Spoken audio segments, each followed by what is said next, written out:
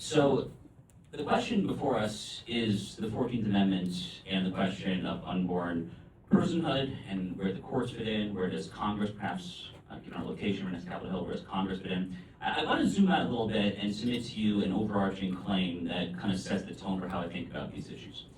My foundational starting point, and I think often about starting points because, as Alexander Hamilton famously says in Federalist number 31 in his opening statement, it is axiomatic, it is self-evident that in all acts of logical reasoning or policy or statesmanship, you start from certain anchoring truth or first principles. It should be obvious that only then can you arrive at a secondary or tertiary conclusion. So when I think, when I write, I speak, when I do anything I do, I think about where I'm starting from and then start from there. And when we think about questions of law and human anthropology and the relation thereof between the rule of law and human beings, I think about the origins of the Western canon and ultimately Western civilization itself. And what that means, frankly, above all, is the Hebrew Bible, the absolute foundational touchstone for all today that we take for granted. And starting there, what I look at when I survey some of the most important clauses, Genesis 1:27, in Hebrew would say B'Tselem Elohim, for our Catholic friends, that's an Imago Dei. This radical, world-altering notion where we see that all mankind, male and female, is made in the image of God. Probably the single most important sentence literally ever written, actually, literally ever. Something that would have been completely foreign to all of the other cultures that existed at that time. The Babylonians, the Romans, the Egyptians, the Greeks, Mesopotamians, anyone else would have said that, no, you were born to be a servant, you were born to be a slave, you were born to be a patrician, a plebeian, this, that, there. No, Genesis 1:27 says we are all made in God's image. We all have equal human worth and equal dignity before the eyes of our loving Creator up in heaven. Then you can go to Leviticus 19:18, treat the stranger as your fellow. Deuteronomy 17, the notion that the king himself, the ruler, is subject to a higher law, the rule of law. And on it goes. But the point is that law and its relation to the human being through anthropology in the Western tradition is oriented towards an ever greater understanding, appreciation, and expansion of how the rule of law protects how we understand the class of humanity, qua humanity. The reason that America is the greatest country ever conceived, as we will celebrate here in just a few weeks on our June 50th anniversary, is because it is unique among all the Western countries that have been created in having this understanding of the relationship between law and the human being and anthropology, which is a very kind of roundabout way of saying that our entire legal code, our legal order, our philosophical order is oriented towards an ever greater appreciation and understanding of how human beings are made equal before the rule of law and before the Creator. So we start with Declaration of Independence, which we will celebrate in just a few weeks. This notion that Jefferson's saying that it is self-evident that all men are created equal. To be clear, he was not saying it was self-evident because he actually thought it was self-evident for all humanity. It's not self-evident to the Taliban goat herders in the mountains of Afghanistan. It's not self-evident to the African tribal warlords in sub-Saharan Africa. No, it was self-evident because he was thinking and writing in a biblical worldview. And so, too, we can advance some decades. We get to the 14th Amendment, the topic of our conversation tonight, and ultimately to Martin Luther King and the Civil Rights Act, and on we go. The point is that what Aristotle might have called the telos, the overarching substantive orientation of the entire Western legal order, more generally, and the American legal order specifically, is oriented towards an ever greater incorporation of the class of human beings into this expanding conception of being made in the image of God and subject to certain inalienable rights. That is the unmistakable context for the draftsmanship of the 14th Amendment, which was drafted and ratified in the post-Civil War years. It was drafted most specifically as a way to constitutionalize the Civil Rights Act of 1866, which was a pretty radical measure at the time, seeking to expand the rights of recently freed black men. And you can look at the very first clause of the 14th Amendment, which is the citizenship clause that's currently being litigated actually in the birthright citizenship case. And the clear meaning of that is to overturn the Dred Scott case. In other words, to say that black Americans are persons. They are fully subject to Genesis 1:27 and therefore to all of the laws that we hold dear. So in thinking about the ever-evolving relationship of American law as its ever-expanding orbit, trying to expand the rights of persons subject to the rule of law, then we arrive at the 14th Amendment and the relevant clause, the Equal Protection Clause, which reads, "No state shall deny to any person within its jurisdiction the equal protection of the laws." Start by talking about anniversaries. It is, as has been noted, the 250th, 76, that tells the nation what we are and that founds the United States.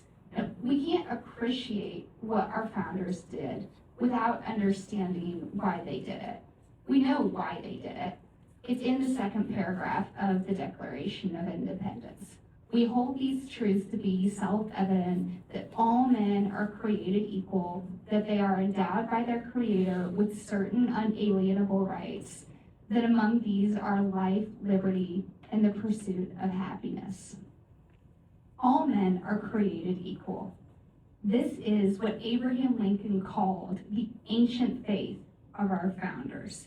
This belief that men and women differ in faculty and circumstance and background, but stand equal in the eyes of their Creator, who gave them rights, the first of these rights being the right to life. As we speak, there is an entire class of persons who can be killed because of a status about which they can do nothing. And this is happening the very year that we celebrate 250 years of a nation founded on the proposition that all men are created equal. These persons have heartbeats, they have DNA, and they have rational souls like ours that were designed to seek truth and pursue basic human goods. They are men and women, just like us. If 1776 means anything, it means that even these very small human beings stand equal in the eyes of God and the law. The Declaration doesn't say some men are created equal, or white men, or men rather than women, or born men. It says all men are created equal.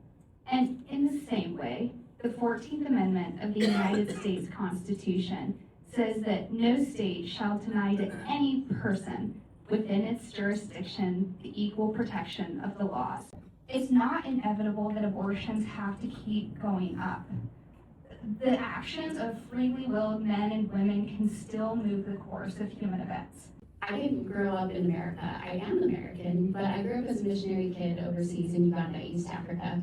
And so my experience growing up, like, abortion was not anything we dealt with, but orphans and abandoned children were. And so from my earliest memories, instilled in me was the value and the dignity of every single person. I just hadn't really thought about the fact that sometimes that was a question before they were born. It was a question after they were born, where I grew up. And, but we usually did 3 years in Uganda, 1 year in the States, and we were always in the States on the presidential election year. And so my parents would always talk us through who they were voting for and why. And the only thing that I ever remembered was that one candidate would protect the unborn and the other candidate would not protect the unborn. And that was all I cared about. I don't remember anything else that my parents told me. And I don't know why, other than that the Lord was just planting that seed in me, because like I said, it was not part of my experience. It was not something that we faced or dealt with. And then my family has been touched by some of what folks would call the exceptions. We have, my little sister has Down syndrome. I have an adopted niece who, under the Hyde Amendment, could have been aborted, and, government funded. There are so many things that have just affected my life personally that have not changed the way I think, but have clarified and solidified, I think, the way that I think. And so I didn't grow up thinking about policy or government at all. I just knew that people were important and made in the image of God. And so when I started learning about how awful our policies are here, and that funding for abortion overseas depends on who's in the White House and things like that, I was appalled. I was absolutely appalled, and I knew I had to do something about it, and I had no idea what that meant. But eventually I just came out to DC to intern, and I've been here for a while now, and at SBA for 7 years, and I often say that if I had known this job existed when I was, thinking about, I wish I could do something, this would be my dream job. And I just didn't know it existed, but I got to be here.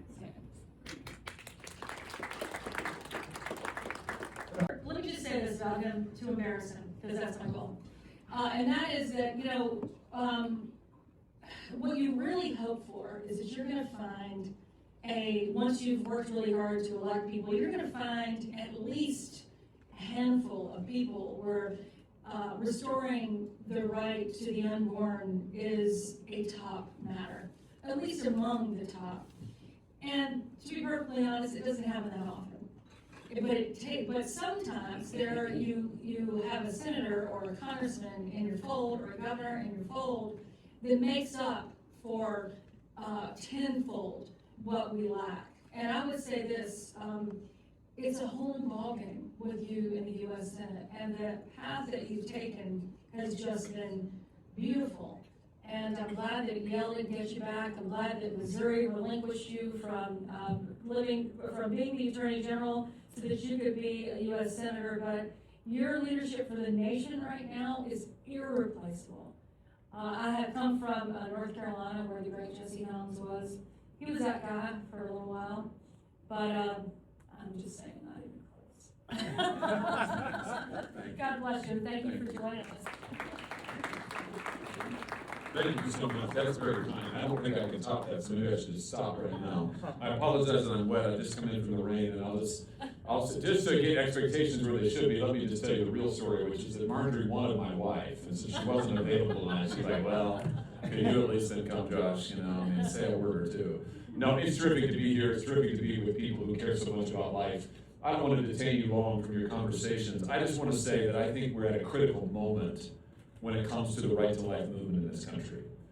The Dobbs case was such a tremendous victory as we prepare to celebrate it here at Market's anniversary. I remember my wife worked on that case. She had just gone to the Alliance Defending Freedom, which worked with the state in order to make these arguments. She had just gone there just in time for the state to request her to come on as their sort of lead partner in counsel. So I remember her briefing that case. I remember hearing about it. I remember reading the briefs, and I can still remember right where I was. It was the argument happened on a weekday, of course. The Senate was in session. I sat at my desk and I listened to the oral argument. And I still remember, Marjorie, that oral argument went on. And on our side, the questions that were asked, and I thought to myself, whoa, this sounds to me like they are seriously considering going all the way on Roe. And the longer it went on, the more optimistic I got. It ended, and I thought to myself, this might actually happen. Something that I didn't think, to be honest, might ever happen in my lifetime. And it did, and it was a tremendous, tremendous victory. Having said that, there are more abortions now in the United States of America than there were when Roe was the law of the land.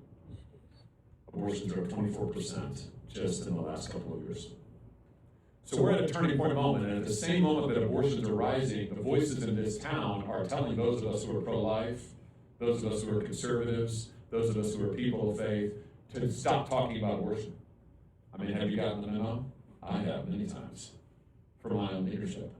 They said, abortion is a divisive issue. Abortion is a difficult issue. Abortion is not something we want to be talking about. I would just say to you, if we're not going to talk about the right to life on which this country was founded, I seem to remember a phrase, something about inalienable rights, life, liberty, and the pursuit of happiness. This country is founded on the conviction that every life has value, that every life reflects the image of God. That's what makes us who we are. We're the first country in the history of the world so founded on that truth.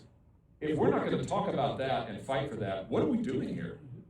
What are we here for? And I would just submit to you, as I look across this room, there's such talent in this room. There's such ability in this room. I just submit to you, there is nothing worth your talent more than fighting for the innocent unborn, the neediest ones.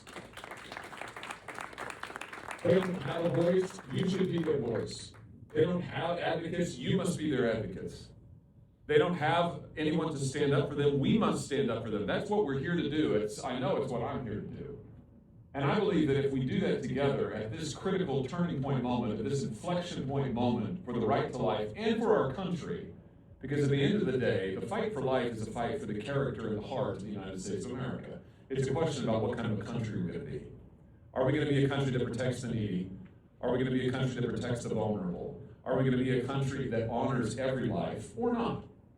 That's what's at stake on this 250th year of our history together. That's what's at stake. And there's nothing more important, nothing more worthy of your time, your attention, your sweat equity, or your convictions, your affections, than the fight to protect the innocent unborn, the neediest and most vulnerable among us. And I'm convinced that if we do that, if we here in this room take a stand, that we can change the direction of this country on this issue, that we can protect the unborn in law as we must do. You know, Congress has work to do. I'm tired of hearing, as I know you are, Marjorie, I'm tired of hearing that this is now just an issue for somebody else. Next time you hear somebody in Capitol Hill say, well, this is an issue for fill in the blank, let me just translate that for you. What they mean to say is, it's not my problem. That's what that means. Well, it is our problem. Because the needy, the unborn, the poor, and the weak are our problem. They are our problem.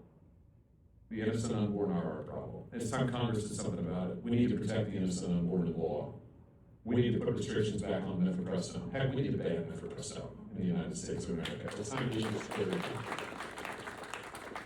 But it's time for Congress to act.